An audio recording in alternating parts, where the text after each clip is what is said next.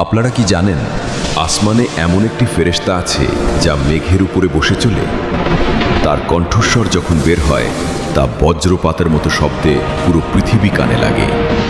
সঠিক হাদিসে এসেছে এই শব্দ কোনো সাধারণ শব্দ নয়, এটি রাদ্দ নামক মহান ফেরেশতার কণ্ঠ। আল্লাহ তাকে মেঘ নিয়ন্ত্রণ করার দায়িত্ব দিয়েছেন।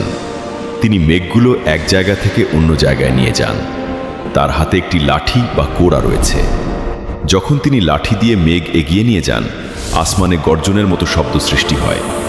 সেটিই আমরা বজ্রপাত হিসেবে শুনি। এই ফেরেশতা এত শক্তিশালী যে পুরো পৃথিবীর আবহাওয়া তার উপর নির্ভর করে। আল্লাহ তাকে বর্ষা যে কোনো স্থানে পাঠানোর আদেশ দিয়েছেন। আমাদের বাড়ির ছাদে বর্ষা পড়ুক বা অন্য কোথাও, সবই এক ফেরেশতার আনুগত্য এবং আল্লাহর আদেশের ফল। সুবহানাল্লাহ! আল্লাহর সৃষ্টি কতই না বিস্ময়কর। রহমতের আলোর সঙ্গে থাকার জন্য ধন্যবাদ। আল্লাহ আমাদেরকে সব বিপদ থেকে বাঁচাও।